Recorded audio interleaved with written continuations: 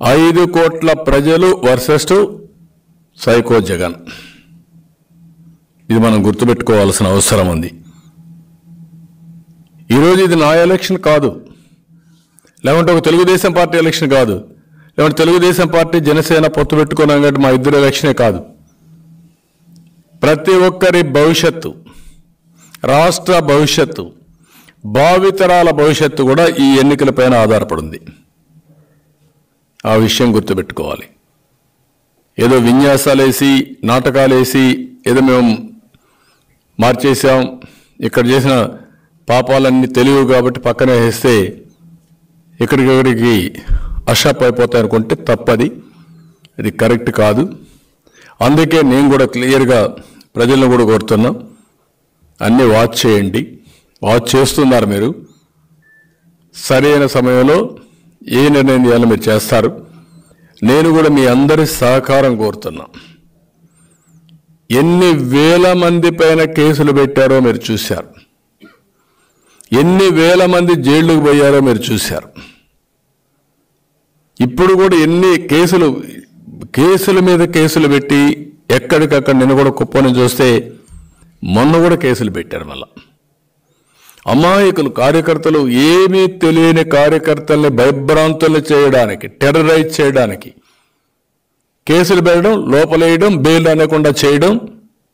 మొన్న మీరు చూశారు బీటెక్ రవి, అంతకుముందు చాలా జరిగాయి. ఇక్కడే పొంగనూరు నుంచి కూడా ఉన్నాడు రామచంద్రారెడ్డిలంతా.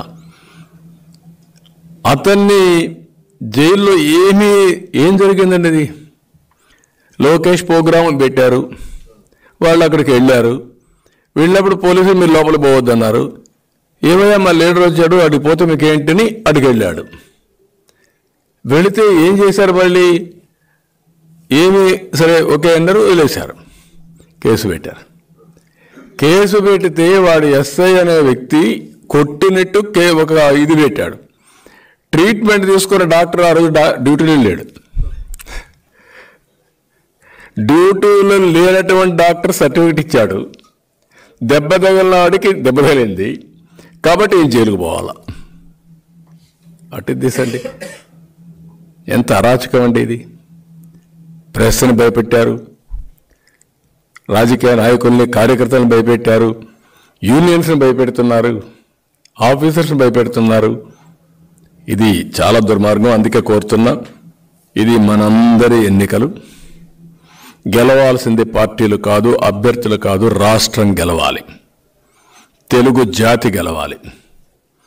అందుకే నేను వినూత్నంగా మీ అందరి అభిప్రాయాలు తీసుకుంటా.